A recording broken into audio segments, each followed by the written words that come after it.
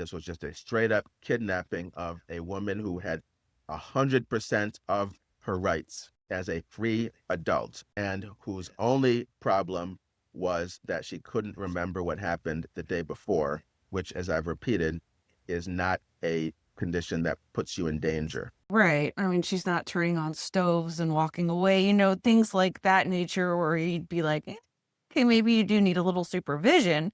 But if you can't remember what you did a few days ago, for the most part, I mean, that's half of America.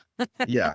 So it was the day before. During the pandemic, I lived with my mother for 2.5 years during the pandemic. We isolated ourselves. I left on the stove once. So am I going to be locked away involuntarily? I'm gonna watch it. We don't know exactly what my brother told them because it's not in documents. But we do know one thing. On the police body camera footage, he told a Deputy Wakefield that I might murder my mother within seconds if they did not get her out of the house. So it's curious that I was living with my mother for 2.5 years, but now I might murder my mother within seconds and they have to get her out of the house. This is after I had been with my mother alone in the house for 3 days after Chris Mariho and his son left the house. However, I want to point out that even the police didn't believe this. Deputy Wakefield said, okay, why do you think this? And Christopher's response, we have it on the police body camera footage. He was on the phone. His response was, because when Jonathan was living with my mother, he did not clean the house. You can watch it on the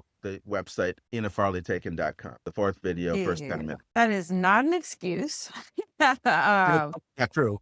But regardless, it is an insane kind of response. And many things so how can we save other people from this? Well, now you know that there's this playbook. Some people call it the Brooklyn playbook for real estate fraud, but there's this playbook where you isolate the victim, defame all protectors, which is what this was, and then loot the estate. My mother's estate has now been said to be in debt. So it goes from perhaps having millions of dollars to being in debt in the 18-month period from the time she was kidnapped to the time that she died. So no one asked the question, where did that money go? You might think it went to lawyers, but no, the judge in the case said that my mother's money should not be used to pay lawyers, not Chris's lawyers at least, and not my lawyers. You might think, well, but what about the facility? No, because my mother had MetLife long-term healthcare insurance, and she always told me that that would pay for everything if she ever needed it. So where did the money go?